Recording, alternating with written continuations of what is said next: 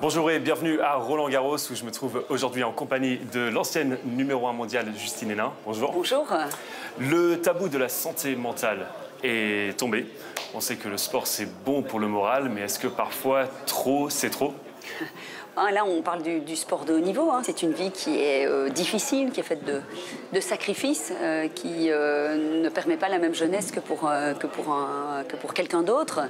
Et c'est vrai que par moments, on pouvait entraîner dans des difficultés. Il y a une vie pas mal de pression, mais ça reste un choix à la base. Alors, est-ce que les jeunes d'aujourd'hui, ils ont plus de pression qu'à votre époque?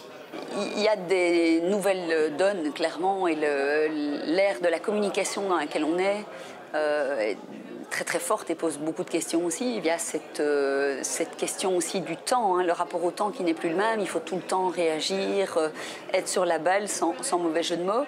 Mais après, la question des résultats de semaine en semaine, elle a toujours été présente, quoi. Alors il y a une concurrence aussi qui est rude. Il y a encore moins de place pour l'intimité que ce n'était le cas à mon époque. Et donc il faut des entourages plus forts. Et là, on sent parfois c'est un petit peu difficile aussi. Alors vous passez justement beaucoup de temps avec les jeunes au sein du programme Jeunes Talents de BNP Paribas.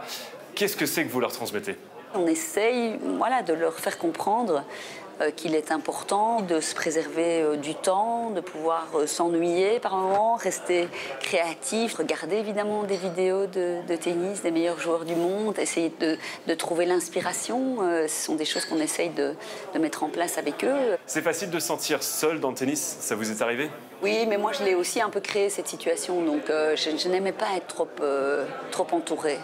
Je pense que ce n'est pas la question du nombre de personnes autour de soi, c'est la question de la qualité de la présence autour de soi. Pour ça, c'est très personnel, tous les joueurs et les joueuses le vivent différemment.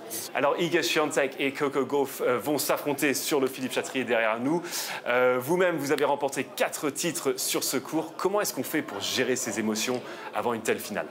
C'est toujours un moment très très particulier, évidemment. Moi, j'utilisais beaucoup la visualisation positive et c'est des outils qui m'ont permis de gérer ces moments-là. Bien sûr, il y aura de l'émotion, mais il faut que ce stress, essayer de le transformer en quelque chose de positif, en un moteur plus qu'en un frein. Justine Henin, merci beaucoup d'avoir été avec nous. Avec grand plaisir. Sur France 24. Je vous remercie beaucoup. Merci.